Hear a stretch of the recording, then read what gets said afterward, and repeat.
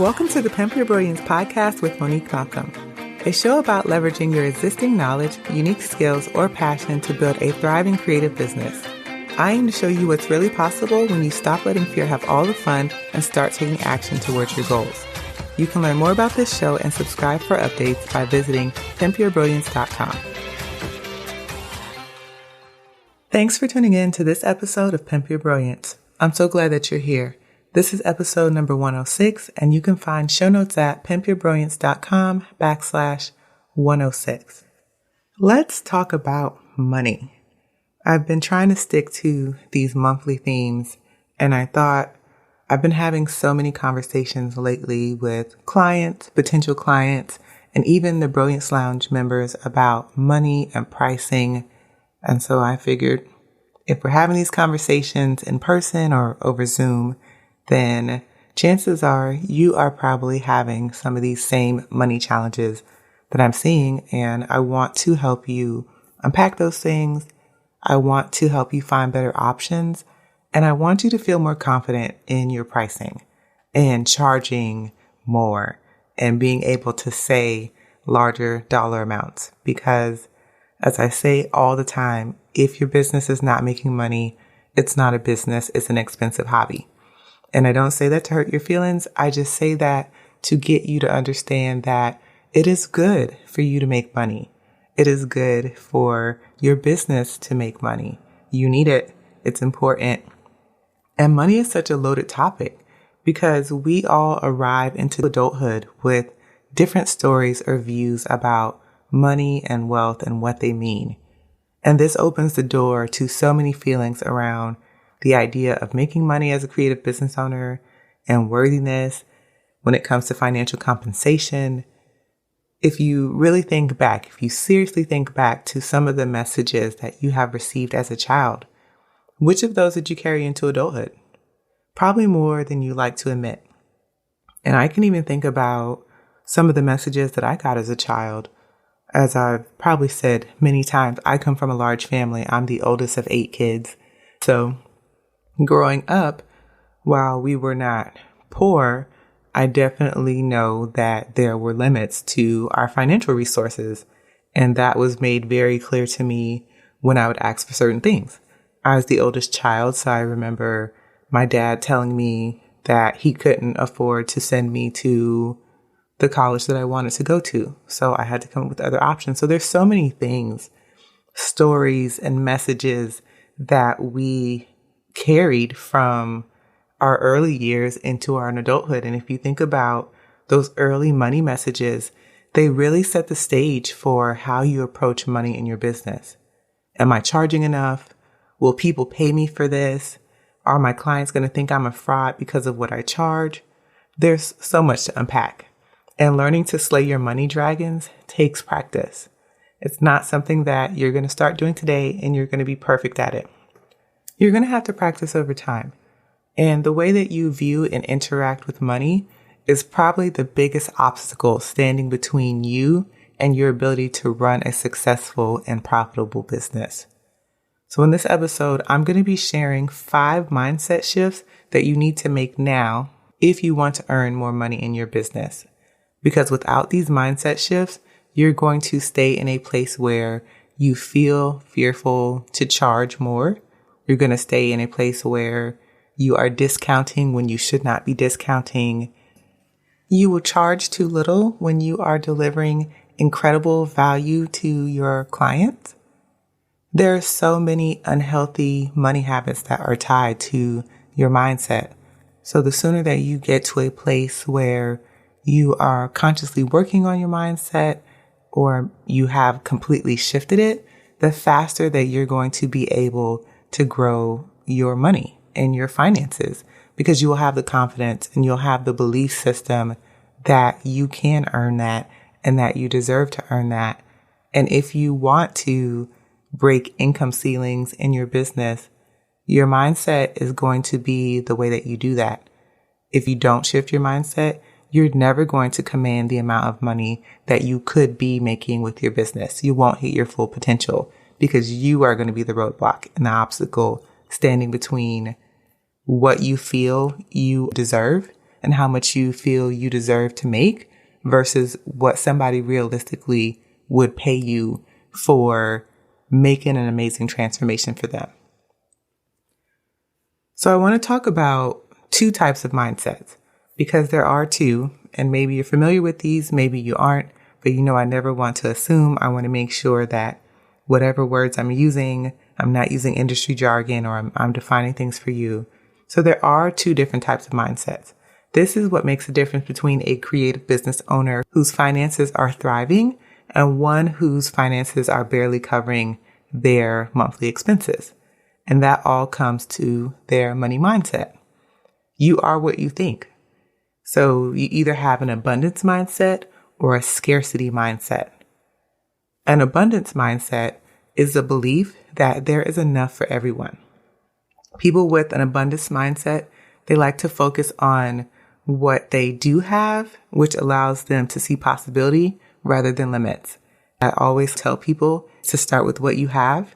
When you are trying to solve a problem or figure out something, you always start with what you have and how you can leverage that to get what you need. On the opposite end of that spectrum is the scarcity mindset. The scarcity mindset is a belief that there is not enough to go around. People with a scarcity mindset believe that there's a finite amount of resources. So when you have a scarcity mindset, this is what leads to being scared to make investments in your business, trying to save or hoard the money in your bank account because you don't want it to fall below a certain dollar amount. This is what makes you fearful of hiring people because you don't see the value because you want to hold on to that money instead of believing that there's more of where that came from. It's not crazy for people to have a scarcity mindset because the messaging that we got as children influences that, but also society as a whole influences that mindset. A lot of us are conditioned to have a scarcity mindset based on corporate America. The idea of competition and our business needs to have more and more and more. We have to hoard resources. We have to cut back because there's not going to be enough. These are all things that are ingrained into us culturally. So it's not crazy for you to have a scarcity mindset. So if you feel like you're operating in a scarcity mindset right now, that's not uncommon. It's actually really normal, and the majority of people do have that. I know that this probably sounds really woo-woo, and if you're not a woo-woo person, listening to the ideas of abundance and scarcity may turn you off, but I don't think this as just some kind of pie in the sky woo-woo nonsense. Your mindset is directly linked to your personal belief system. And I really believe that what you think about yourself, the way that you operate, it starts internally. So if you believe that you are a person who can achieve their goals and reach anything that you set your mind to, you're probably going to do it. If you're a person who believes that your goals are unattainable and that whatever happens in life that just happens to you and that you have no control over any of it, then chances are that's what's going to happen to you. So whether you believe that money is a resource that's readily available to you, you'll figure out ways to make more money. And if you don't believe that, then you won't. So let's talk about the 5 mindset shifts that you need to make. These are 5 shifts that I have personally had to make over the years, and I feel like sharing these 5 with you will fast track you to getting to a place where you need to be so that you feel comfortable talking about money and accepting money and doing all of the money things. But the first one is realizing that you are not your ideal client. This is a mindset shift that I struggled for years to accept. And I remember the very first person who told me this was my best friend. My best friend, Brandy, is a cosmetologist. She is the person responsible for my hair color. And she told me many years ago that she had to learn how to not price based on her own pockets. And what she meant by that is that she works in a high-end salon and that her clients expect a certain level of service and they expect to pay a certain amount. So she cannot price in her salon based on her own pockets, her own financial situation. Because if she did that, she would never make enough money and she would not get the kind of clients that she wanted. Because what her clients are willing to pay for services is not what she's willing to pay, or maybe it's outside of her finances. But she couldn't price her services based on her own pockets. And it took me a long time to accept that because I believe I over-identified with my ideal client, basically trying to not only empathize with their situation, but place myself in that same space, even though I was no longer in it. So I wouldn't charge what I was supposed to for coaching services or even products. And I felt really uncomfortable. I was always trying to give people a discount or figure out a way to lower the cost. If you do that and you continue to do that, you stagnate the growth of your business. You really need to understand that you are not your ideal client. There may be similarities between you and your ideal client. There can be some overlap, but your pockets are not your client's pockets. You should be charging based on value, not what you feel you would pay if you were the client, because you're not the client. So mindset shift number 2, you need to invest in your business for it to grow.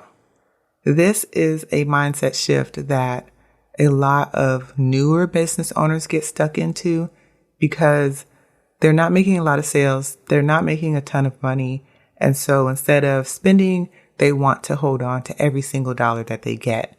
And I understand that. I think it is smart for you to be scrappy when you're starting your business, but you also need to realize that it can't grow without you making smart investments. As your business grows, you're going to need to invest money into better tools, into resources, acquiring knowledge. So that's hiring coaches or paying for courses and hiring help.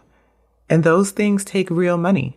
People are not going to accept being paid in exposure. Trust me when I tell you, they're also not going to accept working with you just because they think you're nice. People want to be paid and you should want to pay people. Now, that doesn't mean that you need to spend wildly or overextend yourself paying for things. You can still bootstrap your business and make strategic investments that are going to help you save time or help you make money. So an example of that would be you are great with social media and you get a lot of client referrals or a lot of sales through your social media channels like Instagram. Well, it would be smart for you to invest money into a yearly subscription for Planoly or later, because that's going to allow you to batch schedule your content, which would save you time. And it would also help you stay consistent with your posting schedule. Doing those things, depending on your strategies, maybe that's going to help you maintain a steady level of sales. So that would be a very smart investment for you to make because it's going to save you time and it's going to make you more money. At the same time, let's just say you are struggling to handle certain admin tasks in your business. So you want to invest some money every month into having a bookkeeper or let's say a virtual assistant to help you with back-end stuff. It may save you time and free up hours that you can spend creating more content or working with more clients or perfecting your product, whatever it may be that you have on offer. So again, that would be a smart investment for you to make because it's going to free up time that you probably otherwise would be procrastinating or just not doing that work at all. So you don't have to spend all of your money upfront right now, but you do need to be aware that as you grow, you're going to need to make strategic and smart investments. And so you need to get in the mindset now of spending money where you need it and not just trying to hoard it all. In a similar vein, mindset shift number 3 is always pay yourself something. Again, another one of those things that you fall into in the earlier stages because you don't have a lot of money and you want to reinvest into your business. But my thing is, if you do that, you're not enjoying the fruits of your labor. And if you are not paying yourself anything, what are you working so hard for?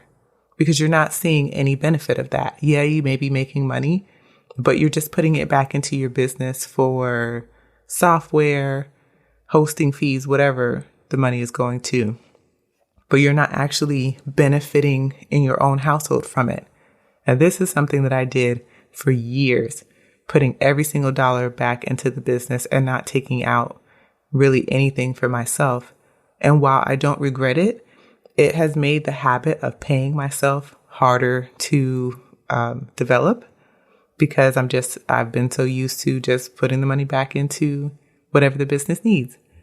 But I want you to get in the habit of paying yourself something, coming up with a schedule, whether it's monthly or bi-weekly, and making a transfer of something to yourself. It can be $50. It can be $100. It's going to depend on how much you're currently making. But by doing that and seeing that extra money in your actual bank account and not your business bank account, that makes some shifts. It makes you a bit more motivated. It helps you to see what's possible if you were able to double or triple the amount of money your business is currently bringing in. So I think it's really important to always pay something. It can be $20. It doesn't matter. Pay yourself something and get into the habit of doing that early on. Don't just reinvest every dollar back into the business. The fourth mindset shift that you need to make is realizing that you can be nice and still enjoy making money. Again, this is one that many people struggle with, because the belief that having lots of money makes you selfish or a bad person is definitely a message that many of us carried over from childhood. And I'm just here to tell you that you can be nice and you can be a nice person or kind person and still enjoy making money. If you're showing up and serving your audience, you deserve to be compensated for that. Listen, content creators are some of the hardest working people, and we are putting out all this content for free. This podcast doesn't cost you a dime. You can listen to as much as you want. I put out new episodes almost every single week, and you don't pay me anything for it. But it's not a free service for me to put out for you. Every month I have to pay hosting fees. I pay fees to my email software provider. I pay a virtual assistant to help me with admin tasks related to the podcast. I pay for Photoshop to help me create images and different things. So content creation is not free. So I do feel like I deserve to be compensated for that in some way. And that's why I have products and services that are for sale. If you're a content creator, you deserve to be compensated for the content that you're putting out. And you can still be nice and you can still enjoy making money. And it's not selfish to want to make money. I actually believe that it's really important that us as kind and nice people with good intentions make as much money as we can, because money is a tool. Money provides options, and it can be used for good just as much as it can be used for bad things. So making money is really important for us because it gives us the option to spend money on causes and things that we care about. I personally want to make enough money that I can influence laws. Because when you think about it, there are people who don't have the greater good in mind, who are spending millions of dollars to put laws and things on the book or to take money away from causes that are important. So those of us who are kind, it's really important that we earn to our potential, because we can be the greater good. We can be the change. Finally, the last money mindset shift that I have, shift number 5, is that success isn't measured only in dollars. There are so many ways that we can measure our success. And this is a thing that I have also struggled with. And my mom used to say to me all the time, she was like, just because the amount of money in your bank account doesn't match where you think it should be, doesn't mean that you're not successful. She was like, you've done so many amazing things. You've helped so many people. You've spoken at different places. You've been able to produce so many products on your own. She was like, that's successful. But when you are using money to measure your success, sometimes, honestly, it doesn't feel like it matches up. The amount of work that you're doing, the amount of impact that you're having, if your mindset is not right, will not match where you think it should be. And so realizing that success can be measured in so many other ways. It can be measured by your reach. It can be measured by the amount of transformations that your clients are having. It can be measured by so many other things, the way that you feel, the impact that you're having, the changes that you're bringing about, so many things that are not dollar related. And so I want to encourage you to keep that as a healthy sense of perspective, that money is not the only indicator of whether or not you're successful. While it is important, it's not the only way to measure that. And so coming up with some other ways to measure your success and holding on to those is really important. Okay, so to quickly recap, the 5 mindset shifts that you need to make. Number 1, you are not your ideal client. Number 2, you need to invest in your business for it to grow. Number 3, always pay yourself something. Number 4, you can be nice and still enjoy making money. And then finally, success isn't measured only in dollars. Mindset work is an ongoing process. So don't get discouraged if it feels like you're taking a long time to make these shifts, because you need to remember we are unraveling stories and messages that we've carried for years. That's not going to change in one day. That's not going to change based on listening to one podcast episode. You're going to have to practice slaying those money demons. And I have found personally that talking about money with other creative business owners, it normalizes the desire to make more money. It also helps shed some light on the discomfort because many of us are working through similar issues. I meet with the mastermind group every other week, and some of us are still working through some money challenges. And I don't believe that it necessarily is something that is a you thing. It's a universal experience. Many of us are working through this. And even as we earn more, we still have messages and traumas and things that have to be unpacked in order for us to continue growing and moving forward. If you're looking for a place to have open and honest discussions about money, if you want accountability and a genuinely supportive group of people, you can come hang out with us over in the Brilliance Lounge. We would love to have you. There's lots of good things happening, and the crew that's over there already is amazing. We have such a good time. Lastly, I would love for you to share this episode. Take a screenshot, post it to Instagram, and then tag me at Pimp Your Brilliance. You can also tweet it, post it on Pinterest, or even send it as a text to your friend. Any way works. I just appreciate your continued support and helping me grow this show. And that's all I have for this week's episode. So until next time, go out there and pimp your brilliance.